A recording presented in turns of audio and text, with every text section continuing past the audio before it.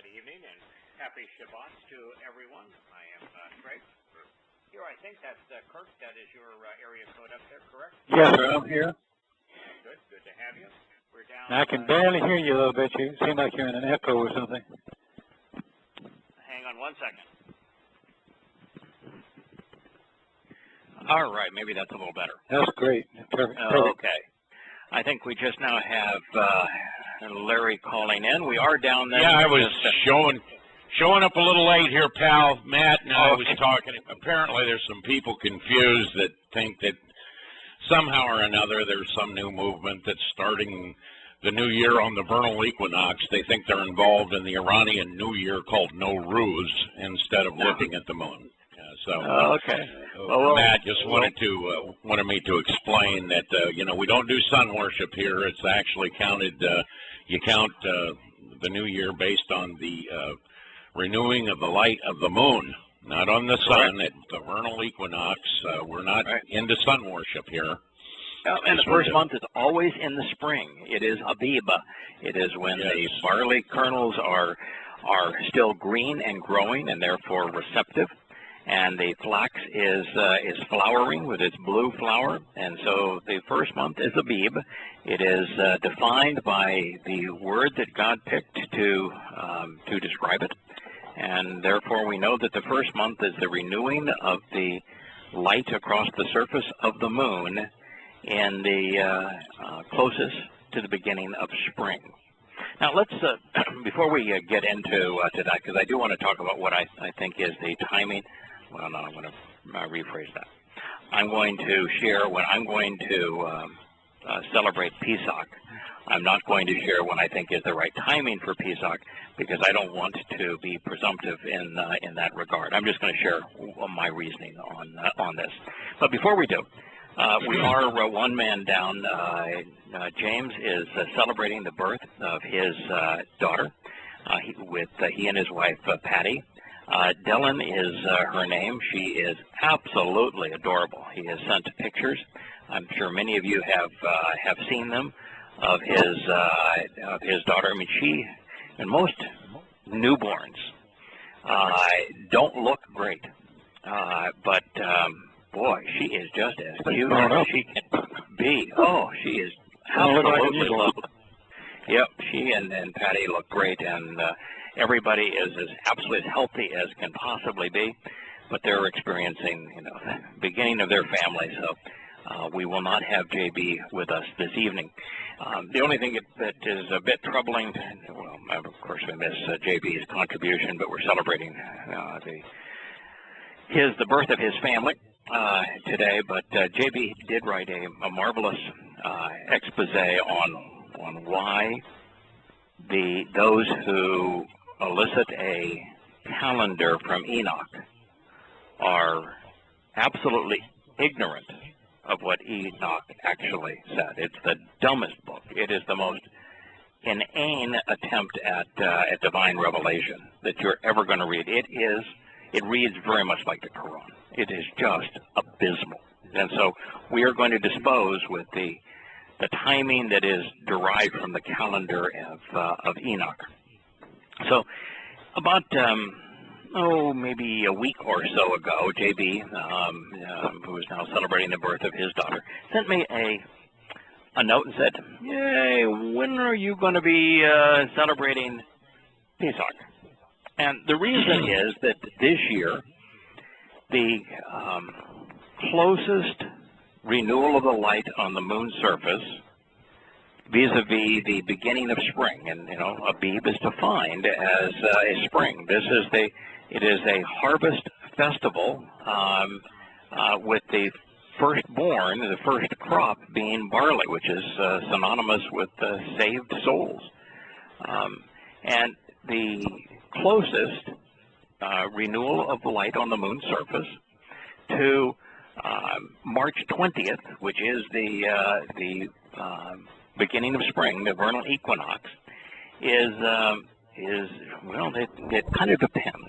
If you're going to look at the absolute narrowest of definitions by an astronomical perspective, it's March 9th. Now, the problem with March 9th is that at sunset on March 9th, there will be a grand total of 0.5% of renewed light on the moon surface.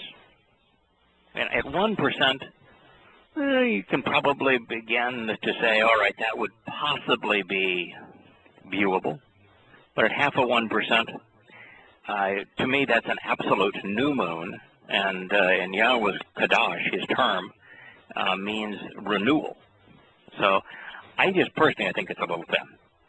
Now, I have typically erred on the side if there's any renewal of light on the moon surface prior to the sun setting, then I'm going to count it as that's the day. But 0.5% is a little thin for me. So I'm going to choose March 10th, where 4.1% renewed light is visible on the moon surface. Now, if you choose March 9th, which is the astronomical date, the earlier of the two dates presented in the Mikra section of Yada Yahweh, you'd begin to celebrate Pesach on Tuesday, the 22nd of this month. If you choose the date that I'm going to choose, and I'm not trying to sell it, I'm just shared with you my thought process, you'll begin to celebrate Pesach on Wednesday, the 23rd. Now, that said, Hebcal, which uses a formula to ascertain the dates, Hebcal, and therefore the Jewish celebration of Pesach this year, will be based upon the renewal of the moon's light after the vernal equinox. Now, the problem with that is that if you choose the earlier one, then you are, let's say, if you choose the 10th, you're 10 days prior to the vernal equinox. If you choose April 8th, then you're 9 days after the beginning of spring. And so as I look at that, you know, that which one's closer, 10 or 19, 10's a lot closer than 19. But they're using the April 8th day as the beginning of the year, and therefore have chosen Thursday, April 21st. So for those of us who are going to celebrate this on the earlier of the two times, I think, Larry, you were among them. No, I'm among the later. April 21st is probably when I'm going to be doing observational from here. Okay, so you're going to use the Hebcal date, which is you're going to choose the new moon that is 19 days after. Yeah, 19 days after the beginning of spring. Yeah. Which, you know, anytime you're within 2 weeks, either way it's close. And I don't have any issue with somebody choosing Wednesday or Thursday the 21st as the Hebcal does. That'll be consistent with what is called the Hebrew calendar. But as it relates to me, I'm going to choose the 10th of March as my beginning of my new month, and therefore Wednesday the 23rd will be the first night of Pesach for me. Now, one of the things that I happen to like about all of this is it means that I will be celebrating the week of Pesach Matzah B'Kurim to overlap the pagan festival of Easter. And you might say, well, why would you care about that?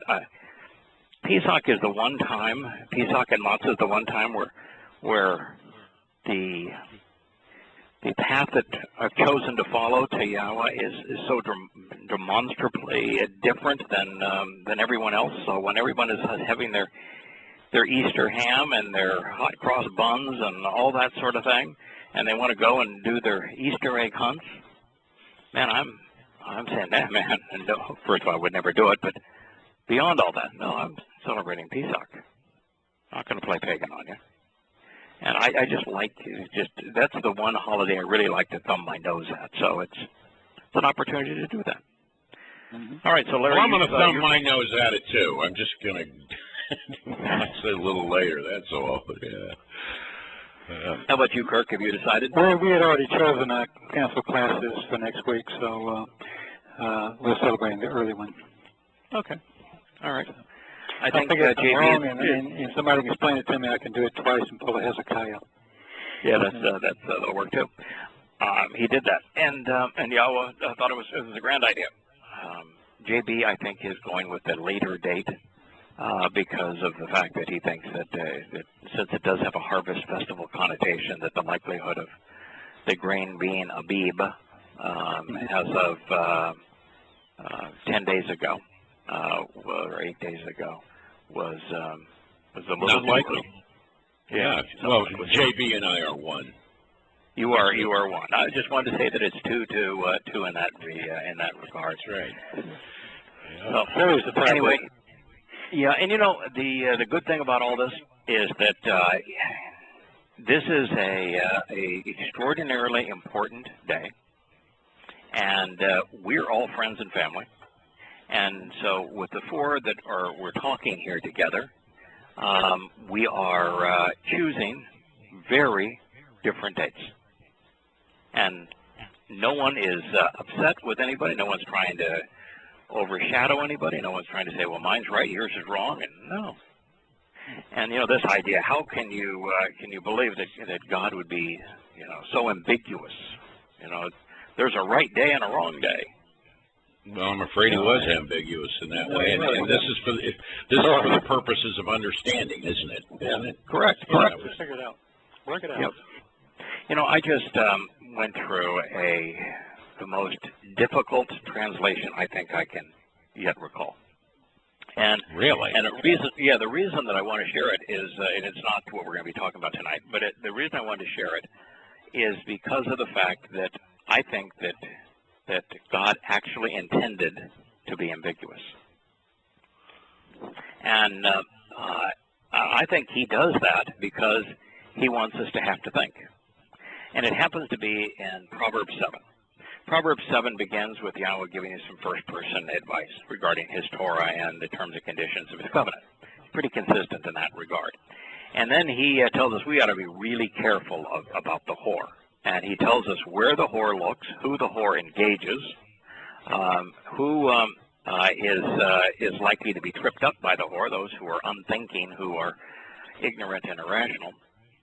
And then after about 6 statements regarding the whore, the proverb switches back to first person. Now, typically in a proverb, if it's first person speaker, it's Yahweh speaking to His children. But what He was saying, if it was Yahweh, was close, but not quite right. You know, it talked about fulfilling a sacrifice on a day. And, you know, first time I went through this and I translated these 6 verses in the whore's voice, because it just struck me as, no, what God is trying to do here, this is how the whore approaches those who are susceptible to religion. And then before I would even share it with anybody, I went back and said, no, it's first-person speaker, it's got to be Yahweh. So I tried to render the translation in Yahweh's voice. And then I was going back and forth with Roy, and I just said, you know, I don't want to make this call. I'm going to present it both ways. And so I went through the first time, and I said, all right, I'm going to present it if it's in Yahweh's voice, but I'm going to tell you where the problems are. And for example, in this particular proverb, the first one says that you know, he had made the sacrifice on one particular day. Well, Yahweh didn't make a sacrifice. The path to Him contains 2 sacrifices, and it doesn't take place in a day. Those 2 sacrifices take place over 2 days. I said, no, it's not like God to mistake what, you know, mistakenly present His plan. Now, it might be a little thin there, but that to me is a big deal. The big sacrifice is actually on Matzah, it's not on Passover. Mm-hmm. But Satan, trying to fool you into thinking that he is God, created a religion that is focused entirely on the one day, which they call Good Friday, the day of the cross, right? Where their God died. It took place on one day. So it struck me, maybe this is the whore speaking, and it goes on to talk about things like making a bed. And one of the coverings on the bed, the textile, came from Egypt, from Mitzrayim. And God, nah, he's not going to have anything from Mitzrayim, and no chance. And so you're okay, you know, God's going to create a comfortable place for us, but it's not Mitzrayim. And then it talks about this individual going to or having his home, and in the midst of this, and I said, wait a minute, you know, yeah, when we're all in the seventh dimension with Yahowah, his home will be our home. But this particular person was misled. They were wayward. And so they couldn't call Yahweh's home, you know, their home. Anyway, so I went back through it. I presented it with all of the flaws in Yahweh's voice, and I went back through it and said, now let me retranslate all of this now in the whore's voice. And so this was a place where I think God was intentionally ambiguous. And I think he did it so that you'd really have to think your way through, because that's the whole concept of religion, is it's designed to be a counterfeit. It's designed to be really close to the truth, close enough that it's able to fool massive numbers of people, and worshiping Satan as if he were God. So I think there are things that are ambiguous. I think they're ambiguous by design, and I think that selecting the day that is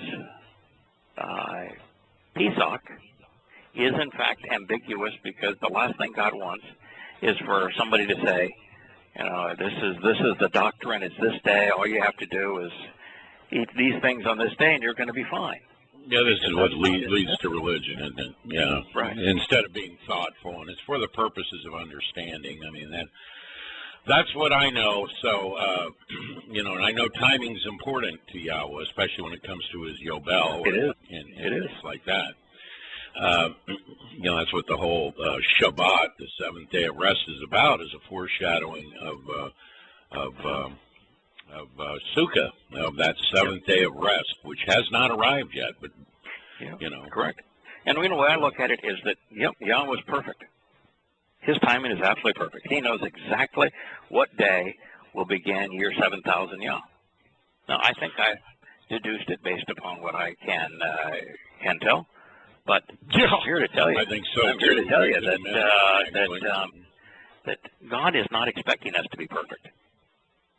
The whole purpose of the Torah is to fix our imperfections. So, you know, I think that the best we can do is to do our best to understand who he is, what he's offering, and act accordingly. And that is the whole intent of it, because God wants to spend his eternity with people who are inquisitive, who are open-minded, who are willing to go where the words lead, and who aren't so full of themselves that they are convinced that they cannot be wrong.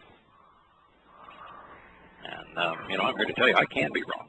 And that's the reason why, you know, I'm not going to, I told you, I'm not selling the day that I'm going to celebrate Pesach this year. I think a really valuable argument can be made for 3 different possible dates. Works for me. Yeah, it works for me. All right. What we had begun on observations earlier today, and I'm sure that recording is now posted, is we've begun on Psalm 91. And I don't want to go over too much ground, but there is the last word in Psalm 91 that we did not cover. And so what I'm going to do is I'm going to read Psalm 91, and then we're just going to deal with the last word in the first sentence, and then move on. It reads, "He who dwells, inhabits and lives restored. He who approaches and remains. He who settles down and establishes his dwelling. He who camps out after being renewed. He who joins in a marriage covenant, in the sheltered covenant, within the protected place, which is carefully concealed from sight. Inside the refuge and haven, the safe harbor and sanctuary. Even the garment of the Eliom, the Almighty, so as to be withdrawn, ascending to meet the light, and going up to visit the awe-inspiring while gaining status and splendor." All right, that's what is asked of us, is to go there. And here's the benefit, the promise. "In the shadow and resulting image, in the likeness and resemblance, in the appearance as a copy of, as a duplicate or doppelganger, created in the light, in one less dimension, as a result of hovering over and being submerged in the protection, the successful empowerment, and the prosperity of the most extensive and powerful Mighty One, the most expansive, capable, and influential One, with the ability to cultivate, to nourish, and to bless life. He will continually abide, dwelling for an extended period of time, remaining during the night. He will lodge and live on an ongoing basis and thereby endure through the time of darkness, dwelling and remaining living through the dark hours preceding the arrival of the light. Now, the last word that I wanted to talk about, because it is a really unusual word. It is this last concept. Now, I do want to, I guess I should precede that. I'm going to begin with the second to last word, and that is Shaddai.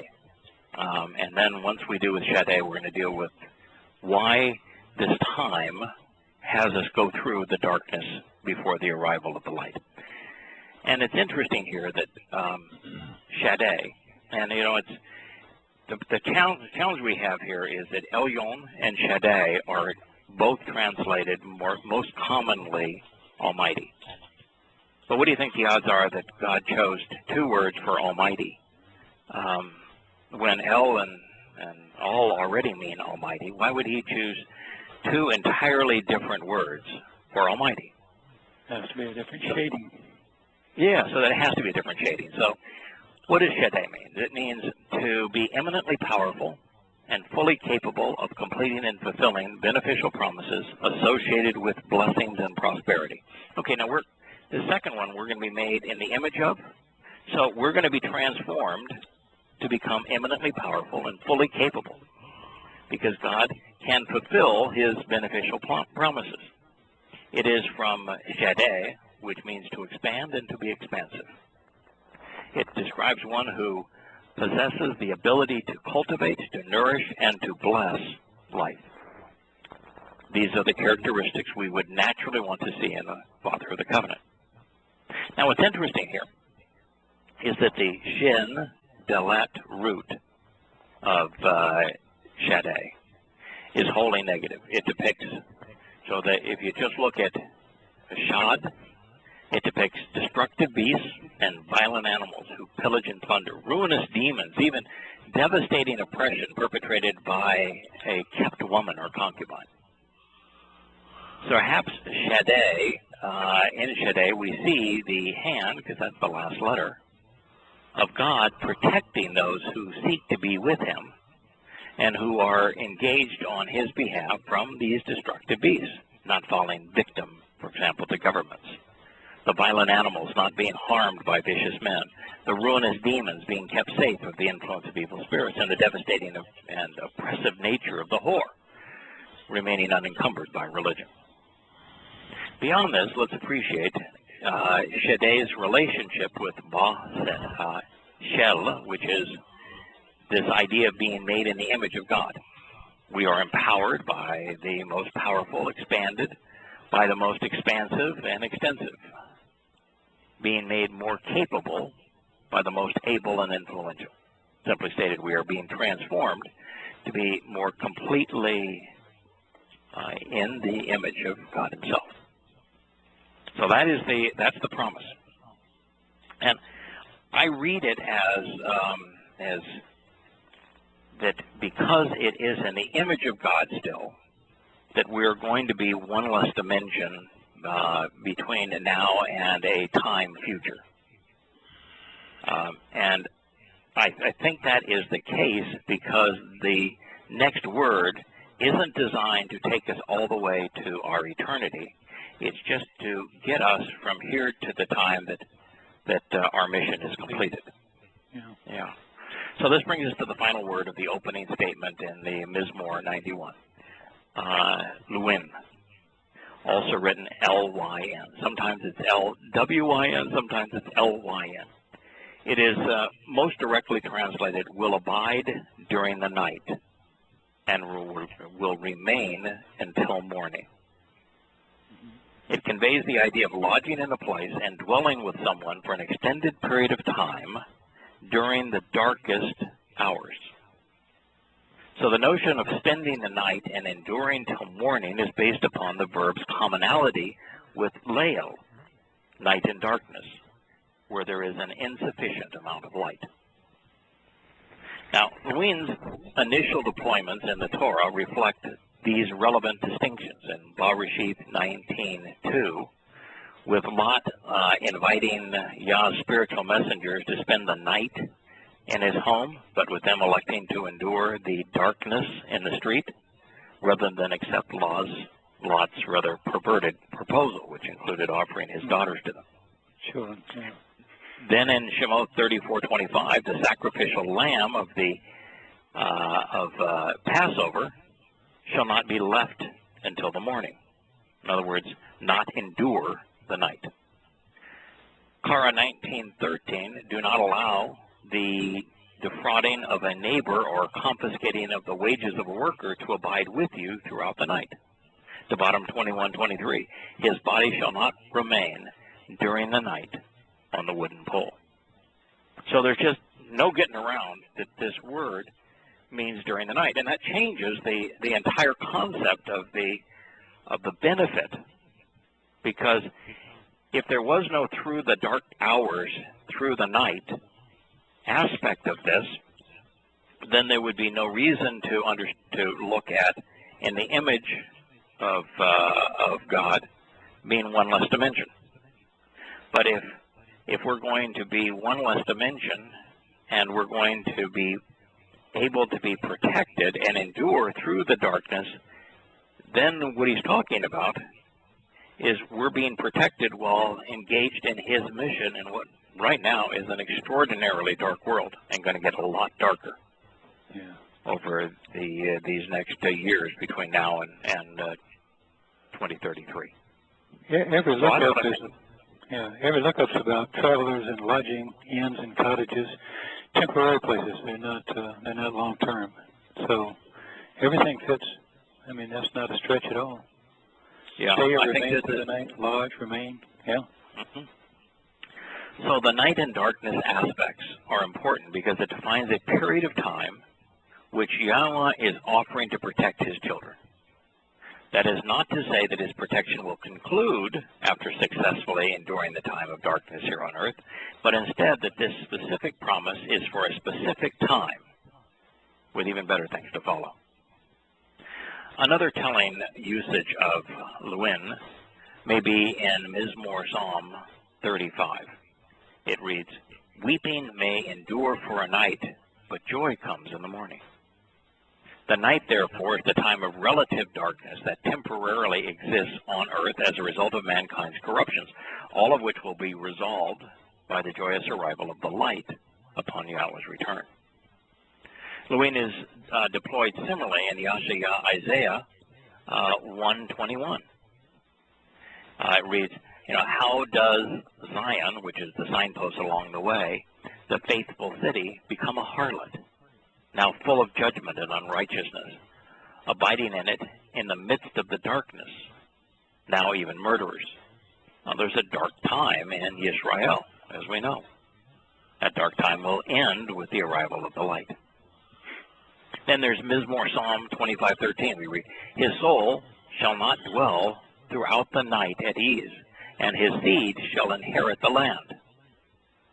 This affirms that God is addressing a dark period of time here on earth in which his children will survive with relative ease so that they can inherit his promises and live with him in his land. Now, enhancing the nuances associated with the verb Lewin it was scribed in the very rare hitpoto stem in his opening statement, that this conveys bringing about a state or condition of prolonged life, living on an ongoing basis, whereby the object, God, enjoys the resulting benefit when the subject, the listener and responder in this case, acts upon and with respect to himself or herself. Further, The imperfect conjugation presents the unfolding nature of this result, with life being enjoyed on an ongoing basis as a continual expression of volition. Therefore, our decision to act in accordance with this instruction not only invites the stated benefits, prolonged life in Yahweh's image, our doing so pleases God, makes him happy. What he wants. Moreover, the benefits are ongoing, continuing to fold throughout time. So, if I put it all together, here's what it says. He who dwells, inhabits, and lives restored. He who approaches and remains. He who settles down and establishes his dwelling. He who camps out after being renewed. He who joins in a marriage covenant in the sheltered covering within the protected place which is carefully concealed from sight. In the safe haven and safe harbor, the sanctuary, even the garment of Elyon, the Almighty, so as to be withdrawn and ascending to meet the light, and going up to visit the awe-inspiring while gaining status and splendor. In the shadow and resulting image, in the likeness and resemblance, in the appearance as a copy of, or as a duplicate, created by the light in one less dimension. As a result of hovering over and being submerged in the protection, the successful empowerment and prosperity of the most extensive and powerful one, the most expansive, capable, and influential one, the one who is able to cultivate, nourish, and bless life. He will continuously abide, dwelling for an extended period of time, remaining through the night.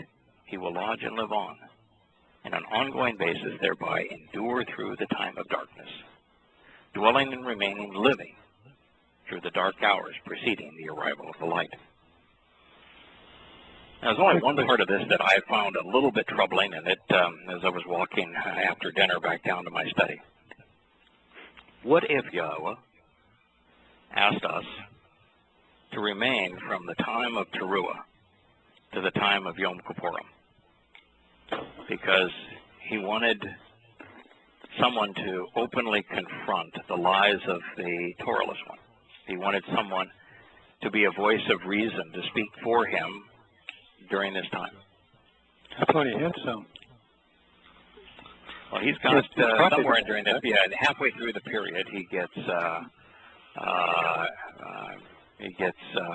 Elia and Enoch to do that. Yeah. What you're talking about in that 3.5-year period prior to that. Yeah. You know, if Yahweh directed me to do that, asked me to do it, I'd do it. Sure, I'd do it. And probably anybody here would do it if they were asked. It wouldn't be a fun time. No. No. It would be a pretty rough time. And you talk about you're hated now. You'd be truly hated, Yeah. You'd need every aspect of this promise. Oh, yeah. Plus, you'd be watching people that you loved, their lives fall apart. Right. People that aren't covenant. I mean, there's people that are not covenant that we love. I mean, that's one of the things that made Dode sad, really. There's a couple of benefits of this. One is, I find it enjoyable. I know you guys do too. I find it enjoyable to confront the religious and the political. I think they are such slime that it's working on behalf of Yahweh, communicating on his behalf. I find it fun. I think it's a positive experience. Second is, there are those I care about who are absolutely going to be left behind. And this gives you an additional opportunity to speak to them. Third, it's fun to work with God. It's a cool job. It's the best gig going. So, that also would be fun. And you would know that during this time, things would be so desperate that there would be a lot of people who would at least be willing to listen. And so you could make a difference. Well, it's going to be the last opportunity. I mean, that's it. I mean, because you get 3.5 years into it, you're taking the mark. I mean, really. Yeah, and then you can't get back. It's over. Right. Yeah, then it's over. Then there's, at the midpoint, there's no merit in it. There's no benefit from it. But up to that point, there is some merit, and it would be interesting to live in a period where all these events are unfolding. Because I got to tell you that liberated from this responsibility, I ain't gonna be here. Yeah. I'm gonna be out exploring the universe. I'm not. I want to throw this witnessing this mess. I want to throw this in too, and we've talked about this before. you know, I mean, our perspective is that, you know, on Towrah is, you know, probably sometime between now and the year 2026. Mm-hmm. However, we could be wrong about that. I mean, that is the unknown day for a reason. And it could be that, you know, we're right there for the 3.5 years, maybe. Correct. We don't know that. How do we know that? We don't know that. So there you go. I don't think it would be 3.5 just because of the way Towrah falls, but it would certainly, we could be here 3 years into the great calamity, as Yahowah called it or wrote it. Yeah, into 2029 though, when you start having some real catastrophes start hitting. And well, yeah, that's what I'm saying. Right up to that point, it's you know, we've said before, you know, will you let your child walk near a fire? Sure, you will. Will you let them walk in? No, you won't. You know, so we could get pretty near that fire, actually. Yeah. Right?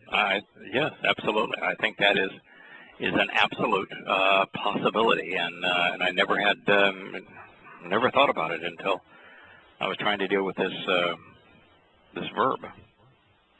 Well, I mean, these could just be the trumpets right there. I mean, you know, when he takes us, it seems to be, you know, he's taken us out of the time of the great calamity, but boy, it's done in kind of a rushed way. You know what I mean? It's just boom. And you know, and keep in mind that the tribulation is there's two aspects of it. Yep. There is a preliminary part, which ain't any fun. I mean, it's bad. And there's a really bad period in the last 3.5 years. That's right. So it's just something to think about. It is certainly a possibility. Now, you know, one of the things that kind of affirms this in a little way is that in Yahowah 17, when it's talking about the Magog war and the Israel being thin at the waist, and the terrorist assault into Israel following Damascus's demise and the like. You know, it has the harvest after thinning Israel at the waist. Yes, it does. And you know, we read in Daniel that that 7-year period begins with the treaty that is reaffirmed with the world, which is in all likelihood the treaty that thins Israel. Will thin Jacob at the waist. Yeah. Yeah.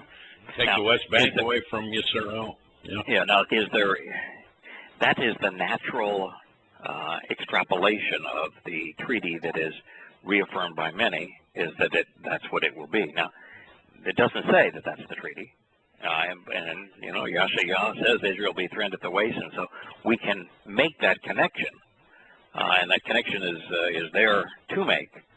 But you know, we don't. Well, yeah, he says they make us give that land up. They make us give up that land. Yeah. You know, I mean, it's the world doing it. I mean, it's not even. It's not even the leaders in Yisrael at that point. I mean, they've walked down a path that led to failure. That's for sure. And I don't think I'd want a guy in charge named Benjamin either, okay? No. I mean, really. I mean, that's sign number one to me that he's not all that, okay? But, and I think those signs are there for a reason. I mean, you know. But I think that, I think, yeah, I mean, they're obviously forced and they don't want to give up the land, so they do have to give it up. He says then he comes in and he's the one that, gets the standing grain. And he points out it's standing grain. So these are living people. I mean, these are living people that he's taking at that point. Yeah. And, of course, there's so few, he does say this, that the world isn't even aware of what happened. You know, so the Christian rapture theory is really laughable, you know, that planes are falling out of skies and cars driving down the road with no driver. If I'm in mine, it's going to fall out of the sky. Yeah, I'm flying mine, man. It's going to fall out of the sky. Yeah, well, there might be one, and they'll just say, well, you know, he went down in a plane crash in the swamp, and nobody ever found him. You know, nobody ever found him. Yeah, who knows? He probably jumped out. One quick question on the one less dimension that you were talking about in the passage you just read. Does that mean Yah's in the seventh dimension? Will we get to the seventh dimension, or will we operate all in the sixth dimension? You know, it sounds like he's saying he's hovering over us from a dimension above, and he's probably already diminished himself down in order to protect us on this planet. I would think that's what he's talking about. Just where he is now versus where we are, or is he talking about later that we'll just be in the sixth dimension is our ultimate destination? You know, I think the first of all, I think it's the latter. First of all, let me preface it by saying this: when the TSEL and TSELEM, which means in the image, and it is also the Hebrew word for shadow. And so, when you think of a shadow, the shadow is a two-dimensional version of a three-dimensional object between it and the source of the light. And so I just naturally said, okay, it's one less dimension than the object that is casting light on it, and I viewed the light as either being Yahweh or his Torah, the set-apart spirit, and being one less dimension than Yahweh, his Torah, and the set-apart spirit, which would make us 6 dimensions. And I didn't have a problem with being 6 dimensions. No, that's not a bad thing. Yeah, it's not a bad thing, because it was 6 dimensions through the night, as opposed to 6 dimensions forever. I think we have to become 7-dimensional. And I go back to the story of Walt Disney and Mickey Mouse. Yeah. The only way for Mickey Mouse to actually be in the presence of Walt Disney would be for Mickey Mouse to be brought to the third, to be 3D. Yeah. And the fact that Mickey Mouse is 2D means that he cannot come into the presence of Walt, and because there is a dimensional difference between the two, Walt can't enter the 2D realm of Mickey either. So I think God has to and wants to make us 7-dimensional. I think that is. But do you think that's what he's talking about here? I don't. But no, I think that here I think all he's talking about here is making sure that we endure through the night by making us more like him and protecting us this way. So we're going to be in his image, and whether or not that means that we'll be more dimensionally like him, but still a dimension less than him. Yeah, I think that's implied in this, but not necessarily 6-dimensional. Okay. But certainly not 7. I would just kind of agree with the we're not going to be 7-dimensional in the darkness of this world. Okay. So anyway, those are my thoughts. No, I think you have to be 7 to be with him, because he's there. Yeah. He can come down, but he's already done that. And I don't see why he would want to do that. But the only way he can diminish himself and enter this world is to set a portion of himself apart, like the set-apart spirit. But the set-apart spirit isn't all of Yahowah. We're going to be engaged with the entirety of Yahowah. He can't do that unless we become 7-dimensional. And while he can take a twice diminished aspect of himself and take on physical form, that is so remote from his total nature that, and since he's already done that, there'd be no reason for. That's what I mean. He's done it. Well, of course, upon the return, it's still a part of him coming. It's just in a non-diminished form. Well, they have to, because he's going to allow those people that are left behind and that have chosen him. They'll still be human beings, so he could. The entirety of Yahowah.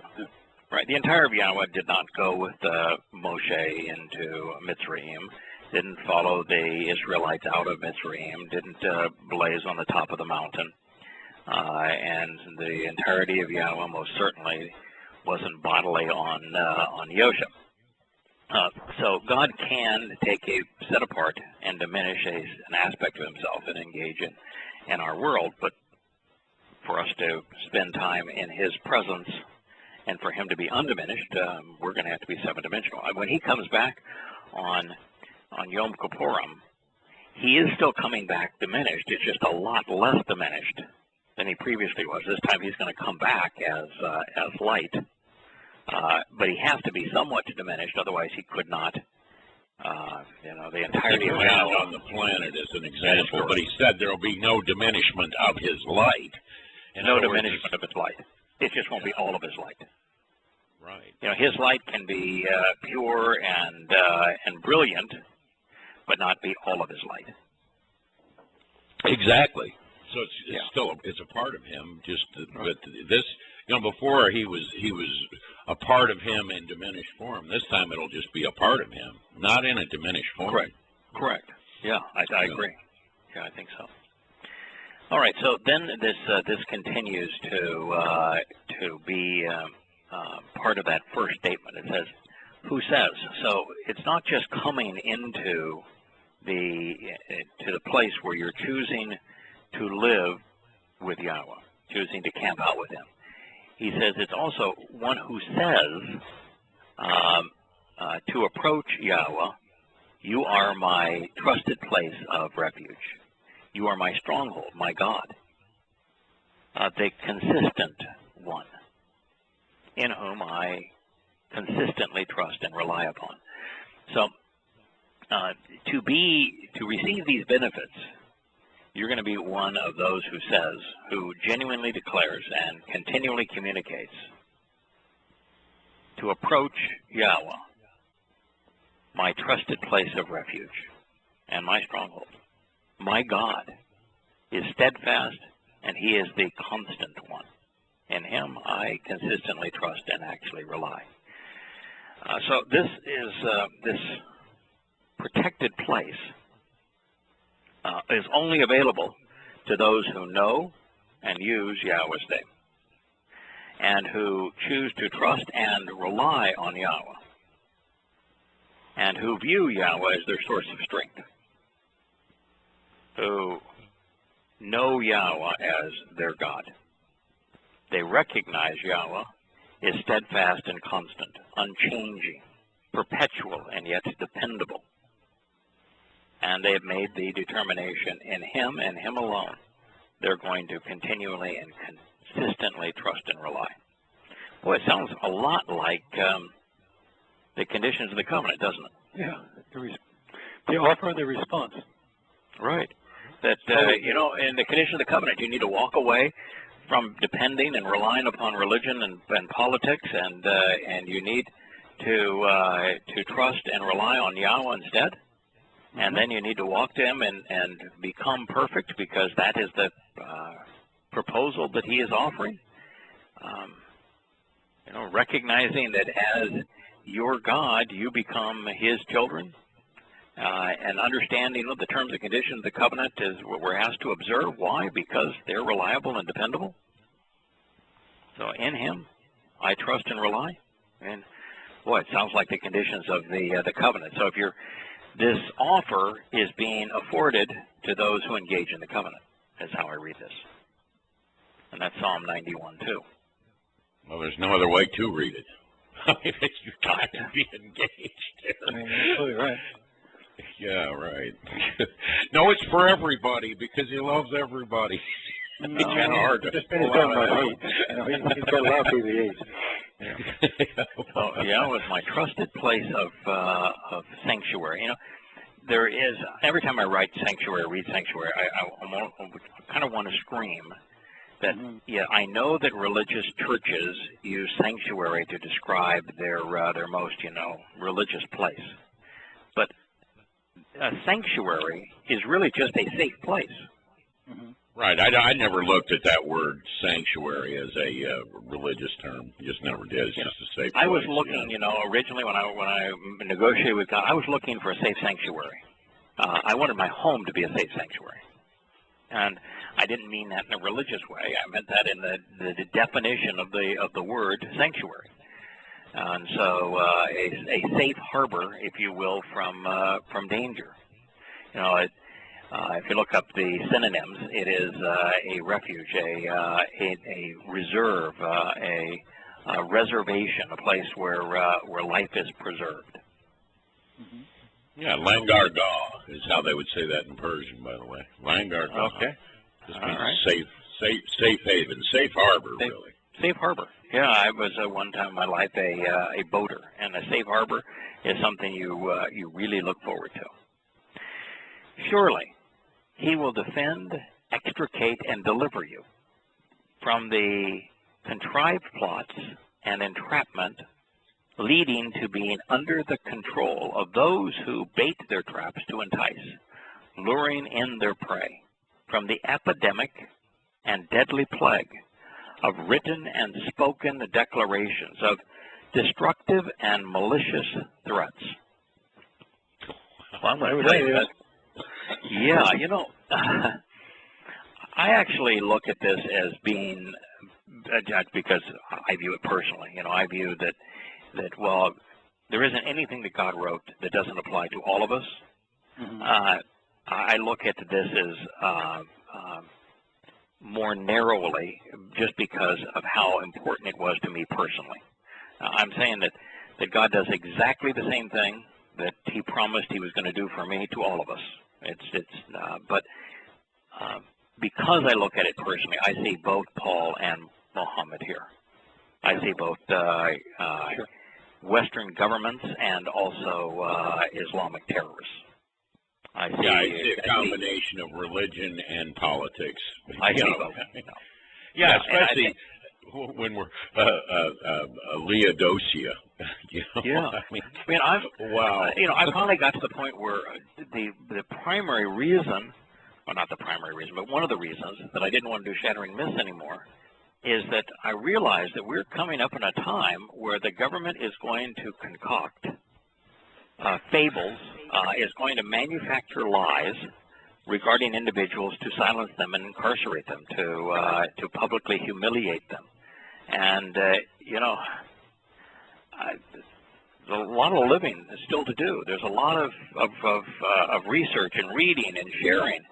And, you know, I didn't want to be out there with the NSA and the CIA and the FBI looking at everything I was doing with the intended purpose of incarcerating me. I would not do well incarcerated. And so, you know, I really wanted to enjoy life.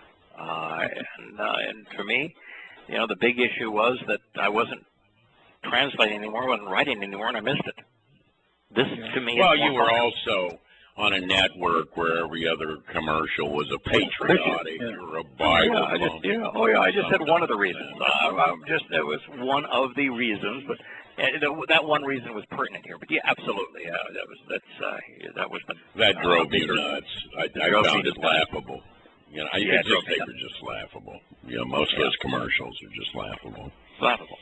So surely he will defend, extricate, and deliver you. So should I be worried about being harassed by my government? No. Because he says, surely he will defend, extricate, and deliver you. Spare you and save you. Draw you out and take you away from. Rescue you by snatching you away. Now here with the hiphil stem, the subject God enables the object, us, to participate in the action, which is being delivered from danger, while the imperfect denotes the ongoing and unfolding ramifications of being extricated from harm's way. And is going to defend us and deliver us from the contrived plots and the entrapment leading to being under the control of those who bait their traps to entice, to lure in their prey. You know, I think that's more than just religion. I do think it's government, politics, combination of both. Yeah, well, I mean, that's where we're at. The government system's a combination of all of it. I mean, when you look at the four beasts, you look at the final beast, right? I mean, it's just a combination of all those empires and what they've learned to control people, you know, all balled into one, I think. Roman Catholicism, you know, because what you had is the beast of Babylon morphing into the beast of Persia, morphing into the beast of Greece, morphing into the beast of Imperial Rome, morphing into the Roman Catholic Church, being the worst of the beasts. And each of those beasts was a combination of political, religious, and militaristic. Mm-hmm. It was all of those things. Well, you get all those things rolled into one. I mean, well, we know that Catholicism, as a religion, it most closely mirrors, the Babylonian religion of Lord Baal. We know that, right down to Easter and Christmas and all the rest of it. You take the Persian Empire, and they were the first people to, Karash was the first king to actually give government retirement benefits to government employees. Really? Yeah. Oh, yeah. Yeah, that's been employed now, Then we get the Greeks, right? And all that New Testament and Paul's letters and all that. Right. That's all in Greek. Right. And their philosophies, Yeah, and you look at all that. I was looking at it kind of that way because I happened to be looking at this exact subject this week, and they're all balled into one now under Roman flag that just never got rid of. And that's the reason I think that Daniel's presented that way. I'm convinced that he told the story of Babylon to Persia to Greece to Rome to Roman Catholicism and therefore Christianity, and the beast association with Shaul. I think he told that story because Babylon is the mother of the harlots. Absolutely. Babylon is the birthplace, and these are all of her children. Yep. That Persia was a result of Babylon, that Greece was a result of Babylon, that Rome was a result of Babylon, that Christianity is a result of Babylon. They all grew out of it. So it is this one beast that has had these 5 manifestations. Yeah, exactly. And they studied each other too. They did, and sure. And they incorporated parts of each other into their own, beast's nature, if you will, right? That's Rome. Yeah, especially Rome. In fact, I was just dealing with a translation of the beginning of Yahshua, and it actually has it says, "Woe to an errant, blameworthy, and sinful nation of Gentiles, severely stubborn and heavily laden with sin, and the guilt associated with perverted distortions, the offspring of harmful and evil children, who corrupt and destroy." And what God is saying is that that Persia was the evil offspring of Babylon. Babylon corrupted and destroyed, and as a result, the offspring of Babylon was Persia.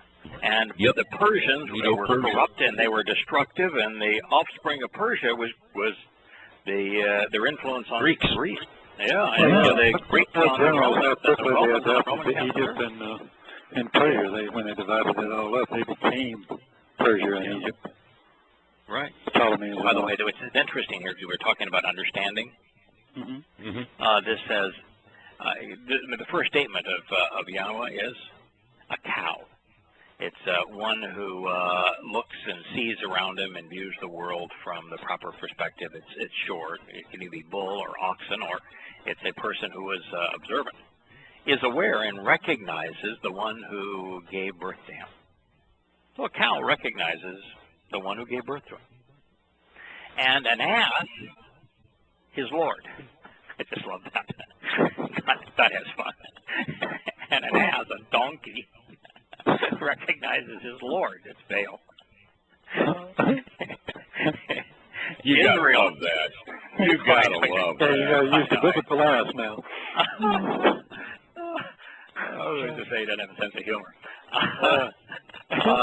Yisrael does not know and remains unaware. My people have failed to consider the connection, and thus they do not understand. That is so sad. It's really... that sort of makes the people in Yisrael asses. It does. But he used goy to describe what the nation had become. And by goy, they mean those who were estranged from him. animalistic, heathens, pagans. So he used goy to describe what they had become, and I just thought that the whole thing was fascinating. God definitely had. Now, where were you at doing this translating? What were you translating when you? Oh yeah, we're now on chapter 4 of because we've done chapter 1. No, I know we are. I'm talking about the bull and the ass and all this. Where were we? Opening. That happens to be. I jumped ahead 2 chapters. That's going to be. Oh, I see. Okay. Yeah. It's the beginning of chapter 6 of Observations for Our Time. We're in chapter 4 now, and I'm about ready. We just shared the 2nd verse of chapter 4. Chapter 5 is a derivative of the Proverbs 6 that it begins with is a derivative of William the Elevator Man. He sent it to me and says, "Can you help me? I want to understand who the whore is." Okay, so we're going back to 7 now. Is that right? So then I did Proverbs 6, and it was apparent that we needed to tackle what God had to say about religion and politics. So we did. In the 2nd chapter, we did Samuel 7:3, where God provides a overall blanket indictment of the most Babylonian religions, which is Christianity. And then the 3rd chapter was his in Samuel 1:8, his condemnation of governance and politics. And then from there, since he has now trashed religion and politics, and it was important to understand what's God's approach to those of us who accept the mission to follow his example in this regard. And so that's why we're now in Psalm 91, because this is God's encouraging us, saying, I'll work with you, I'll protect you, I'll support you, I'll empower you. But I want you to engage in this and understand if you do, this is the way that we'll work together. So I thought that was the natural progression of things. And then the next chapter, chapter 5 of Observations for Our Time, is on Proverbs 7, because Roy had said, I think that 7 is a continuation of 6, and indeed it is. And in 7, he specifically associates the whore, who is Satan, with Paul. Yeah, he says Sheol. In fact, I commented. I commented on that last night. At the end of that, you were saying that whether it's Sheol, who's in Sheol. Yeah. Which is I added. I added. Yeah, I added what you had to say. What I threw over there. Yeah, I added it to it. Yeah. It's so obvious we're talking about he again. It's just like looking at Shabbat, where we're talking about, a guy with a, with a soul. So, Sheol doesn't have a soul. Right. So after doing Proverbs 7 and chapter 5 of Observations for Our Time, I conclude that by putting all of Shabbat 1 and 2 together, so that we understand how serious God is in his condemnation of Shaul, the self-proclaimed Apostle Paul, and his religion. Now, if I recall, in chapter 1, and I have in chapter 1, wasn't it? Didn't he say he'd bring the rock to debate this guy? Well, we all know who the rock was. The nickname. Right. It's Kefesh. Yeah, absolutely. Shimon. I mean, I don't even see how people can deny this at this point. But, last night Jackie and I were having a discussion, and I just thought, she said, well, what do you think it is that separates, people that decide to be covenant and go into a form of understanding and get in the relationship and the dimensions and what this is all about? And, after giving it a lot of thought, it gets right down to it. I think it's time investment. Yes. That's what I think it is. Yeah, I think it's only 2 things. Are you willing to invest the time? Or are you willing to go where the words lead? Yeah. Well, you got to do both. You can't invest the time and then argue with the words. No, well, people do. Yeah, well, supposedly they do, but they don't look at the words. They don't care about the words. I think there's people that they're into self-adulation, and they're into being. They're self-aggrandizing and stuff like that, but and they're real good at having, you know, familiar verses roll off their tongues and promoting basic traditions, but I don't really think most of them know the words. No, I think it's kind of verses they want to fit their needs rather than what did God say. Yeah, and it's pretty easy. I mean, Paul did a marvelous job of taking something God said out of context and truncating it and twisting it and misrepresenting it to convey his message. So Hasatan did the same thing. Yeah. You know, and by the way, there is a connection between Eden and Paul's conversion that is worth mentioning. I hinted at it in the 5th chapter, but Roy stated it in an email to me that is even more explicit. When Satan came into the garden, when Yahweh let him in, he didn't come in as a snake. He didn't come in as a talking snake. That was the penalty going out, was being a serpent. He didn't come in as a snake. He came in as light. He came in beautiful, gorgeous, credible. I'm sure he was extraordinarily eloquent in his speech. So he came in looking more beautiful than Adam and Jawah, more beautiful than anything in that creation, is stunning light. And so they would have had no reason other than he contradicted and twisted what Yahweh said to disbelieve. And when Satan met with Shaul on the way to Damascus, he didn't come as an ugly goat or horned satyr. It was light. It would have been a beautiful light show. And I'm sure he spoke eloquently. Flashing light. Yeah, flashing light. So that was interesting in that, in you know, when you were describing, or well, when Yah was describing, you know, how the whore seduces you with these brilliant lights and flashy lights and in the best town squares and all this. I was thinking, you know, it really put me to mind of Christmas. Really? Yeah. You know, oh, yeah. I thought, well, that's just a perfect depiction of what goes on in societies, isn't it? I mean, they pull you in with all this warmth and love and light shows, and that's what does it, and it gets them every time. At least the masses. They used to use old stained glass, you know, before they had the electric lights. I mean, the light was streaming through these things. All these beautiful pictures. I mean, speaking of that with Roy, let me ask you a quick question, because we were talking about that last week with him, and we were trying to determine, or he was trying to determine, you've got a choice here. You have the tree of good and evil, and you have a tree of life.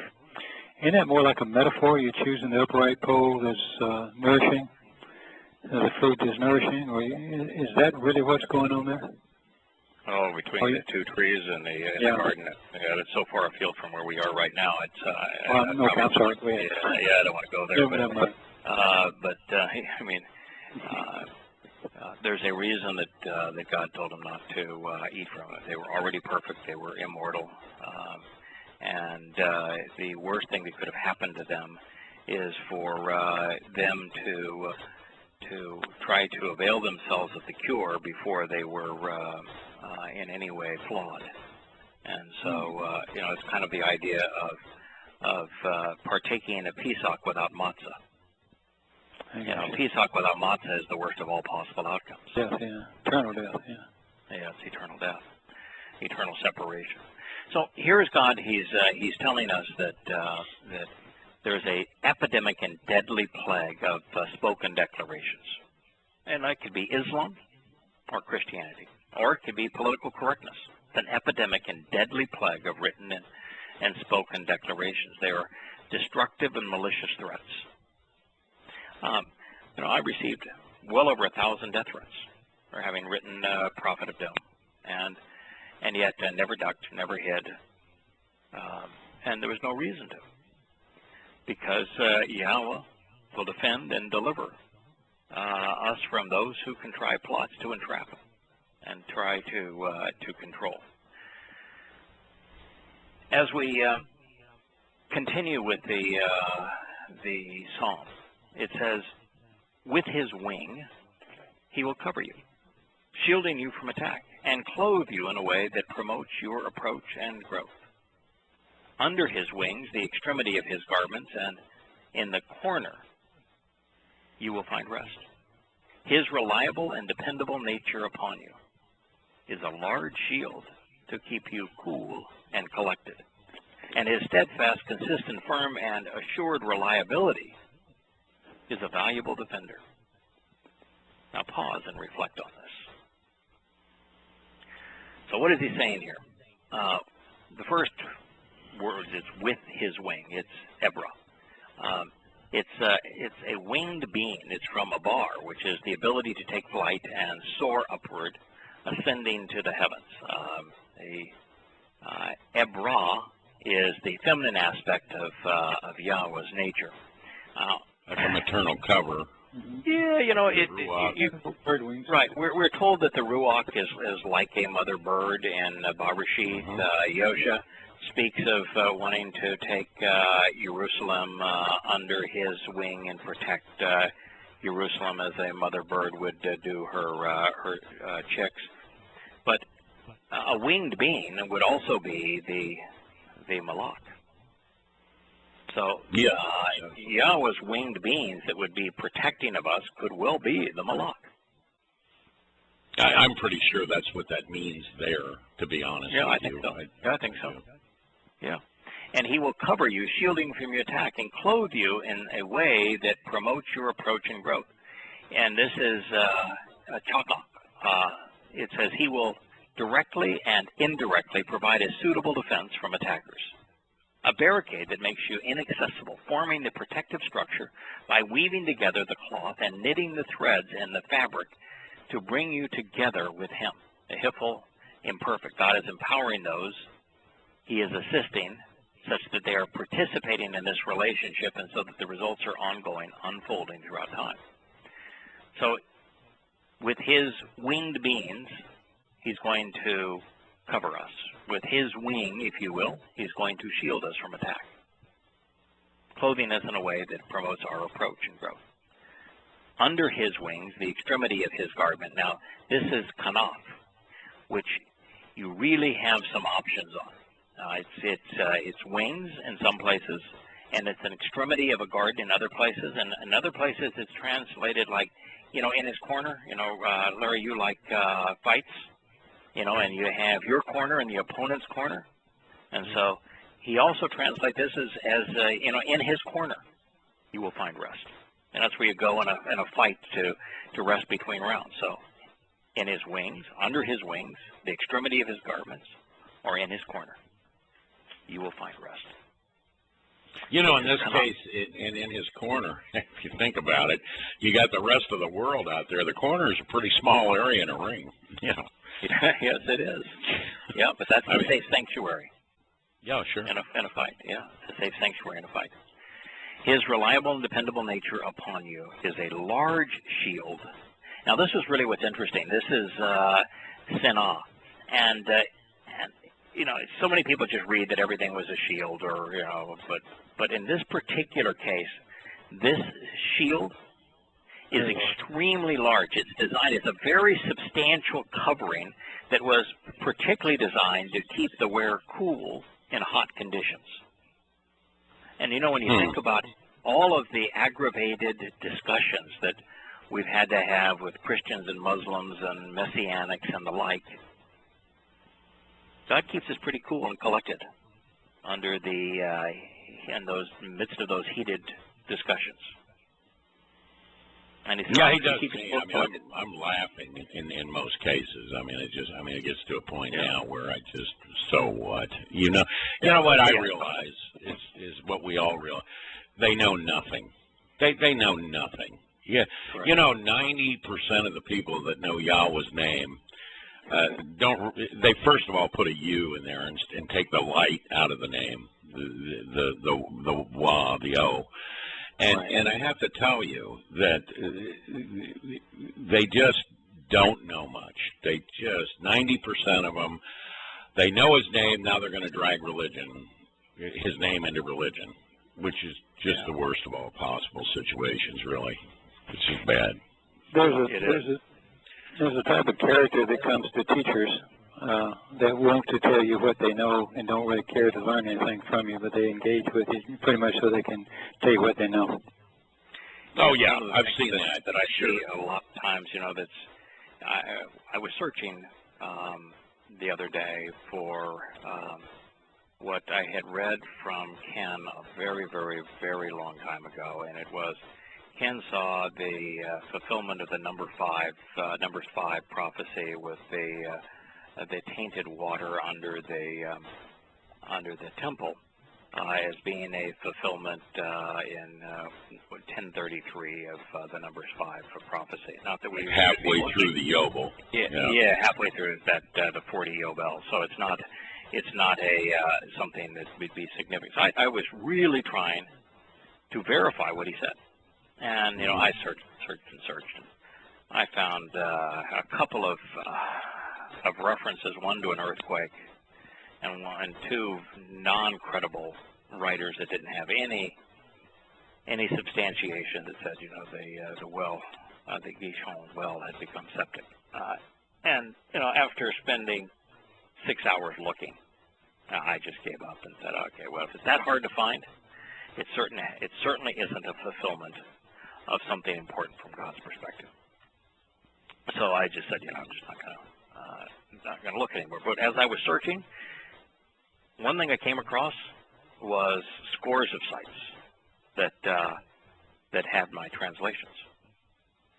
Really? I didn't have the time to go and say, you know, what point were they making, but they were clearly my translations, and they were using, you know, Yahowah correctly, and they were using Mikre, and you know, the more I would search, the more Modium.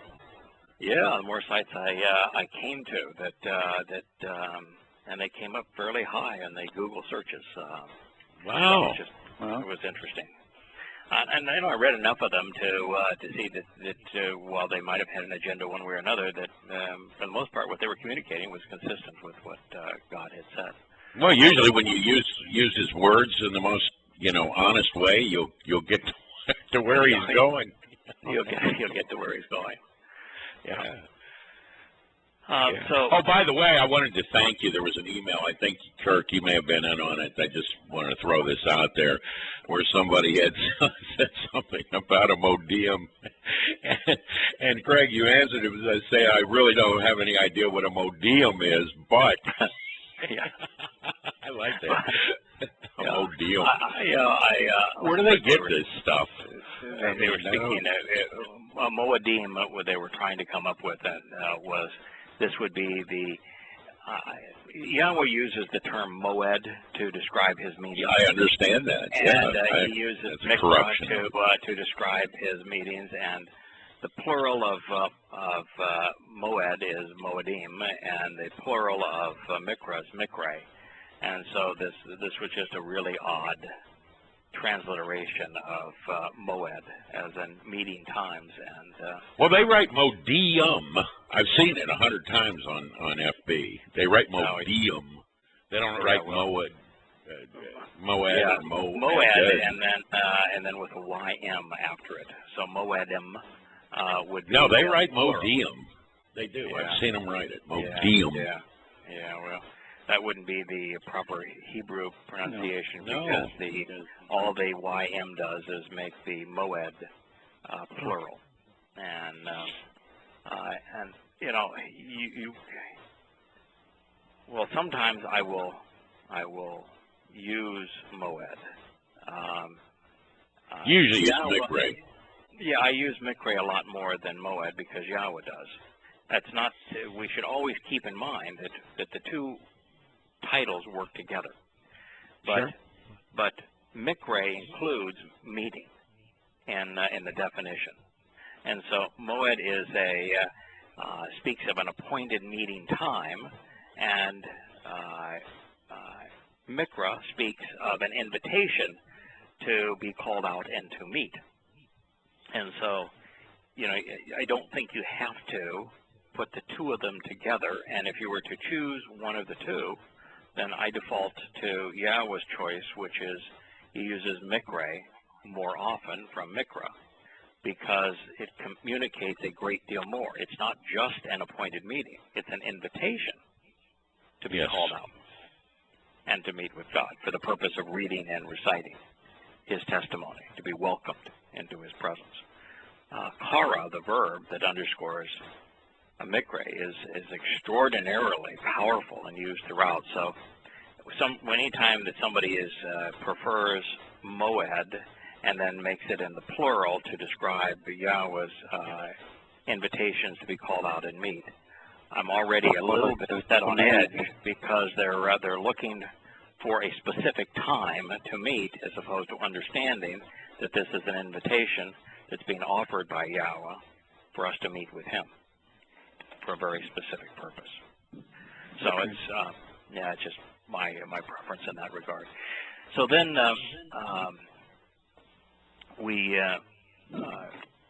if you want to try to understand what these particular words are, because there's this, you've got Ebra, and I was just curious. I had to figure, I'm going to try to understand every possible term here.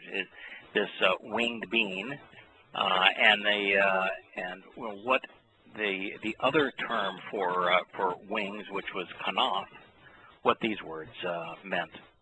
And so I thought, okay, before invest the time to contemplate the deepest potential implications of this promise, just on the very surface of it, it's empowering and it's emboldening. Yahweh is going to enable us, flawed as we are, to approach him, perfect as he is, by dressing us for success.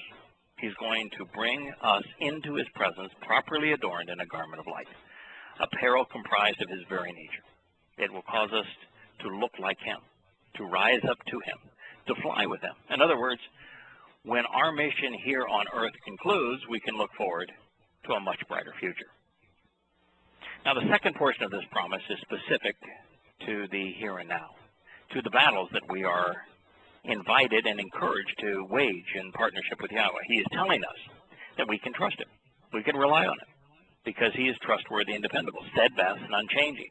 Every instruction he has provided, every promise he has made remains valid. You know, it's just really simple. His word, therefore, is our defense. Larry, you are, this is kind of your wheelhouse here. Knowing what he has proclaimed and provided will keep us cool under fire, composed in the heat of battle, confident, and therefore bold. Yeah, it's right in your wheelhouse. Yeah, that's my bailiwick. There's no doubt about it. I think that's part of what the dealing with serpents, poisonous snakes, and serpents and all this is all about, that Yahusha talked about. I can deal with them. You already have the anti-venom. It doesn't matter how much I do. You already have the anti-venom. It doesn't matter a bit. It's the Torah. Right, doesn't matter a bit. Yeah. The second portion, while I was incapable of properly translating this 15 years ago on Towrah, some 15 years ago when I first heard this, today I experience it all the time. This is precisely what God has enabled. And while that is, again, personal, so is every relationship. And, Larry, as you found, if you want to enjoy the exact same benefits, engage doing what God wants done. Now, upon further reflection, we are confronted by a word which seems to convey three different thoughts. It is kanaf, a bird's wing, the extremity of a garment, and a special corner, where certain people are brought together and set apart. Or, as I suspect, does it convey all three ideas? Kanaf is used to describe the appendage of a bird used to facilitate flight, and thus speaks of a wing. A similar word appears in Akkadian and Aramaic,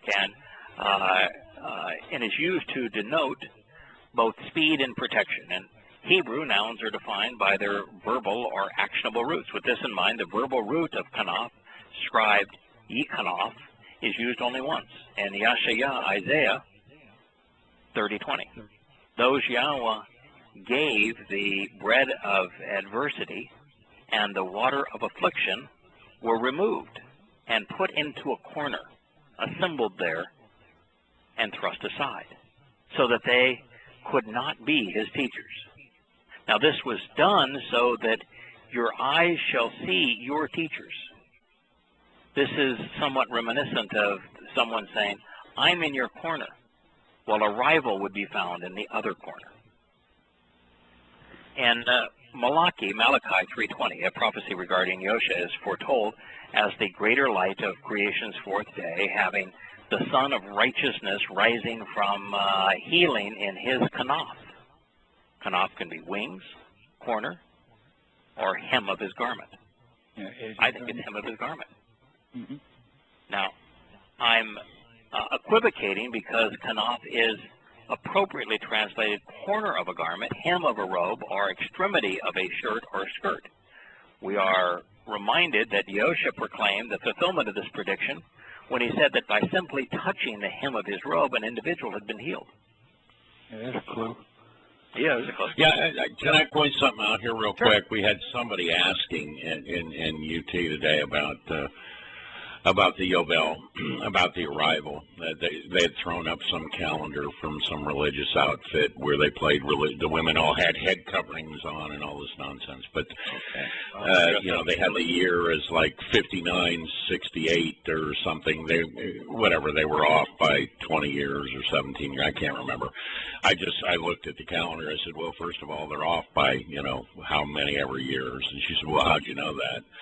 And I said, well, that's a simple Yobel count, and the fourth day of creation, as Malachi just pointed out, in that fourth day, you know, we'd see the light of Yahusha, so that's year 4000, you know, so right. Just got to add 40 Yobel to that, and you know, from the time of the fulfillment, and you'll get to the year 2033. Soon enough. What do they say to that? That's so straightforward. Oh, well, no, they just didn't know.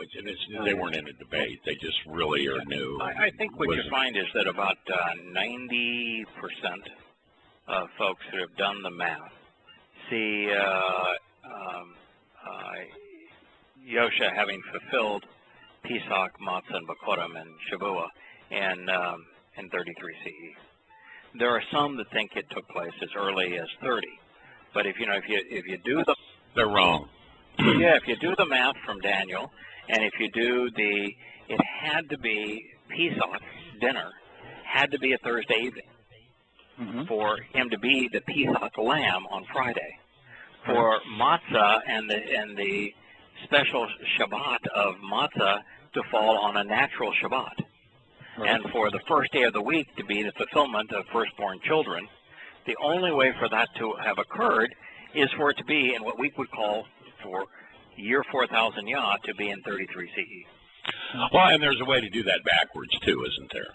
Which is one of the reasons, you know, the rabbis have this as a sabbatical year, you know, where the ground rests for on the seventh year. Right. Of course, they're off by right at 3 years. You couldn't get much worse than that. And the truth of the matter is, I mean, it's easier to work it backwards. But you also have the situation where you've got Apophis coming in April of 2029. Right. Yeah. Halfway through through the tribulation period. And then you've got the temple being the cornerstone of the temple being laid in 967 BCE, and so you know that's exactly 1,000 years prior to that. Yeah. You know, you've got 20 Yobel. Right. You've got, if you use the you've got a red moon, you've got a blood moon coming in. Right. There's only one that centers over Jerusalem. On Sukkot. 33 CE, and it's the only year that Sukkot starts on a natural Shabbat, which is absolutely perfect timing. Right. So, I mean, I worked it backwards from that angle instead of forwards, going back thousands of years like you did. But and it was really because of stuff you had presented in different parts. But looking at it from backwards, that's what's perfect. It's perfect. But anyway. Yeah, my only comment always has been that I'm not perfect, and while I did the math and I studied the time of the decree and the 20th year of Artaxerxes and came up with 444 BCE, and if you use that to take the 7 times 7 of years, and you extend the map using prophetic years. You have Yosha walking into Jerusalem on 4 days before Pesach, on a Monday of that year, 4 days prior to Pesach, so that he could serve as the Passover lamb. He says he's going to have Passover 4 days later, which would have been a Thursday night in 33 CE, and he was the Passover lamb on Friday, which was Passover in 33 CE, and so the Daniel prophecy fits it to the day, and you've just got overwhelming. The sukkah starting on a natural Shabbat has got to clinch it. I mean, come on, right. It's been a few years of either way. That's the only year it happens. So does matzah falls on a natural Shabbat in 33. Yeah, exactly. So I mean, I just don't see how anybody gets around that, knowing how perfect the timing is.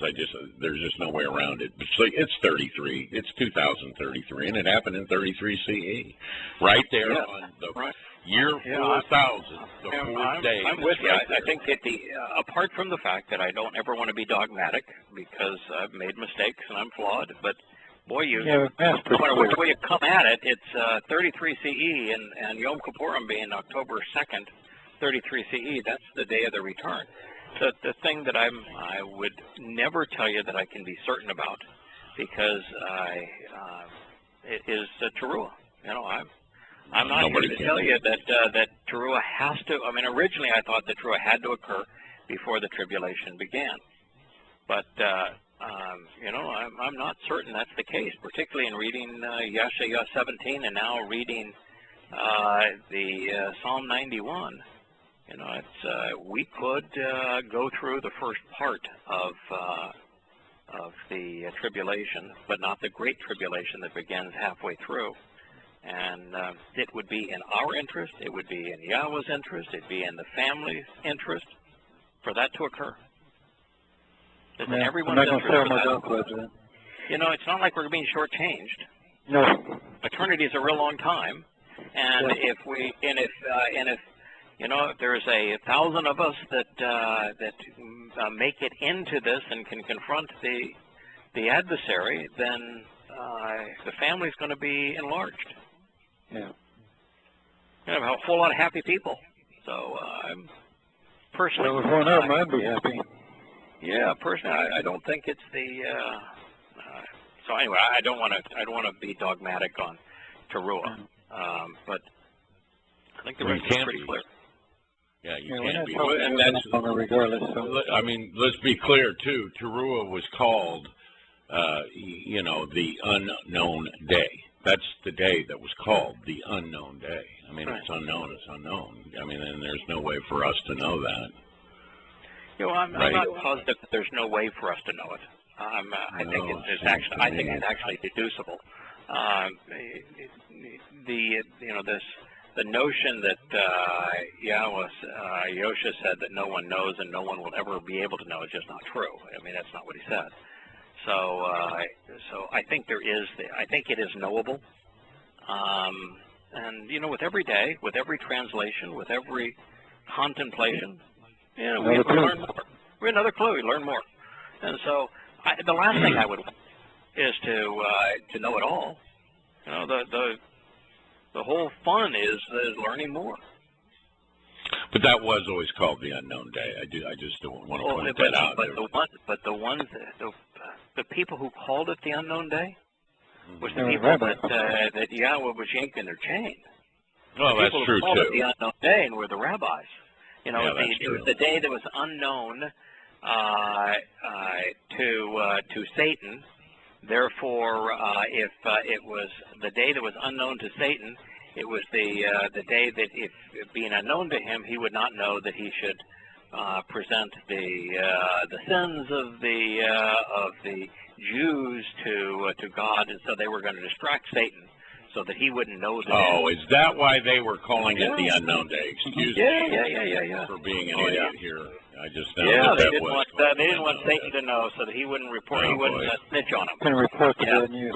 Yeah. So, No, I came to the conclusion the first time through it that it was tongue-in-cheek, and he was just having a good time. And he said, you know, when is the harvest going to be? It's going to be the unknown day. And he's, you know, poking fun at the rabbi. And could that be the case? Yes. But when I took the time to compare Matanya 24 to Zechariah, it became very clear to me that what's called the Olivet Discourse in Matanya 24 is really a paraphrase of Zechariah. And I say paraphrase because that is the style both of Moshe and Yahusha. There was no reason for Moshe or Yahusha, Moshe and Debatim, which is in Moshe's voice, and the testimony of Yahusha when he's constantly quoting the Torah, prophets, and Psalms. Since they could be read, there is no reason for him to quote them verbatim. What he and Moshe did is to convey them in a way that would resonate with the people, to convey the meaning and the message such that it would resonate, so people would understand what was being said. And so the Olivet Discourse is Yahusha using the framework of Zechariah and paraphrasing it to communicate effectively to his disciples without being so pedantic that he read it to them. And because Zechariah has the one essential day, the one and only day that is the essential day of the return, and that day is the day known to Yahweh, then you come to, oh, well, now he's talking about the day of his return, not the day of the harvest of Towrah, and the day that's the essential day is Yom Kippurim. So, personally, I think that's what it all conveys. But you know, the last thing I want to do is pretend to be an expert on Greek, because I think that when you're dealing with anything you find in Matanya, unless you can translate it back into Greek and then understand it from Greek to Hebrew and then understand it in Hebrew and communicate it in English, you know, you're on thin ice. Good point. So go too far in the prophecy of Daniel, year 1 BCE and year 1 CE, that's the same year, right? Year 1 is year 1. There is no year 0. Yes, so there's a year 1 BCE. Yeah, there's a year 1 BCE, and there is a year 1 CE, but there's no intervening time between them. There's not a year between them, because there's no year 0. And that's when you're dealing not with the calendar of Yah, but you're dealing with the Roman Catholic calendar.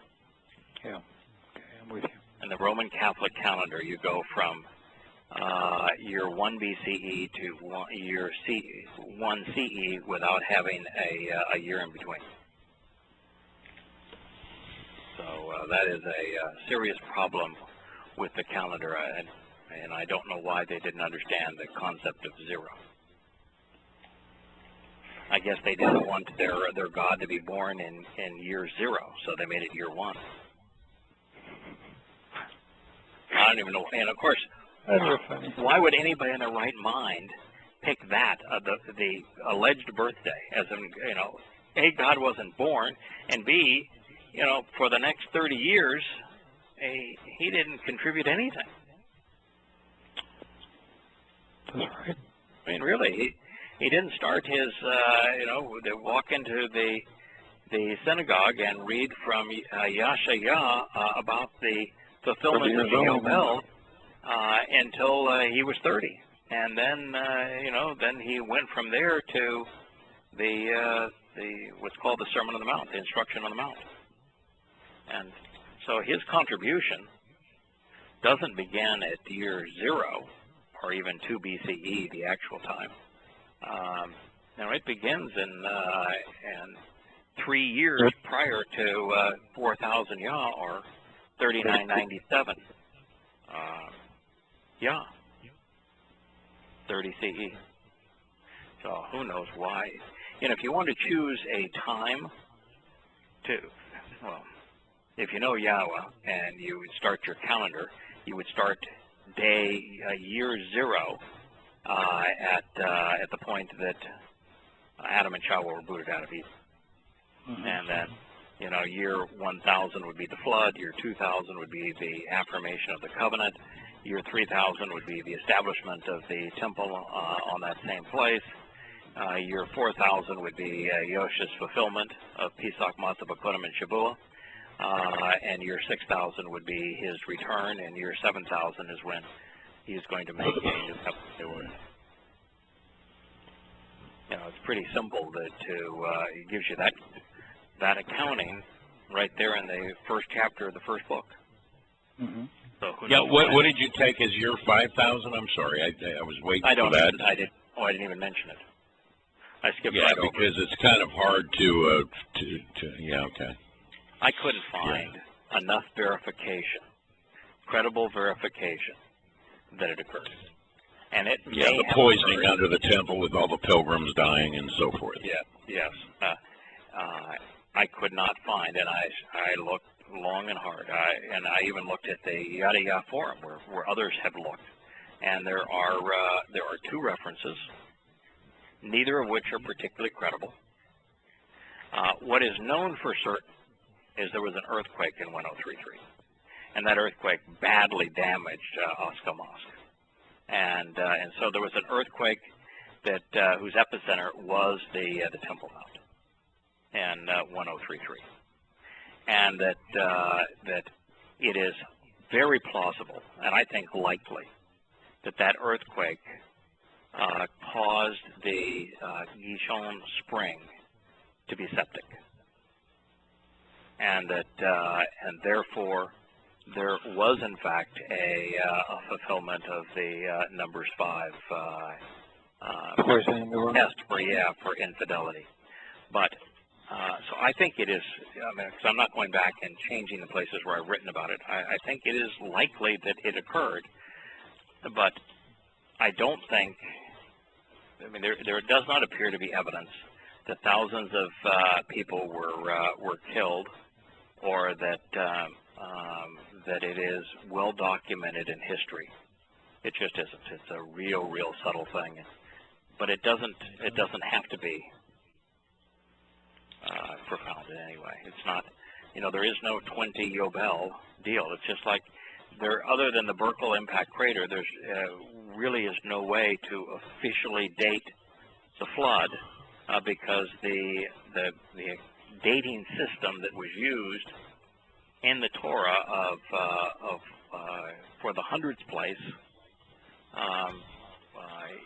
was easily lost in the parchments, and so there's several places where the Masoretic and the Septuagint differ, and we don't have the accounting in the Dead Sea Scrolls where I think when you're dealing with the flood, and it's just the Burkle impact crater is so specific that I think it is year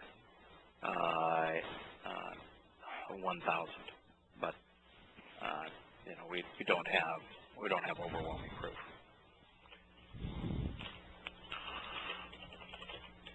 So anyway, I've got to run, and the reason I have to run is I have a very sick son in Texas, and he has just sent me a text and asked me to fly down to help him out in the morning. So I need to go prepare for travel. All right, my friend. We appreciate you. Well, thank you. I had a great time this evening. Psalm 91 is a lot of fun. Yes, sir. So we'll return to this passage and we'll drill down on all the various things that Tanakh can be, and I think we'll find that it's all 3 of those things. It's under his wing, the corner or extremity of his garment, and being in his corner. Yeah. I think you can read it any one of those 3 ways, or all 3 of those ways, and it'll resonate. That's part of it is the deeper you look, the closer you look, the more you find it. Yeah, that's all of those. Yes, all those. All right, guys. All righty, happy Shabbat. Happy Shabbat, and yeah, we'll be celebrating the next time we meet Next week. Pesach, Pesach Matzah Makotim. Well, you will be. I will be. Yeah, well. It'll be a little further down the road for We'll me. give you a and little, two we'll guys. give you a flavor how it's going this year. That's okay. I'm with James, man. We're up against you guys this year. Okay. All right. See you. Bye. Team James. Okay. See y'all later. Bye. Happy Shabbat, Larry. Happy Shabbat. Bye.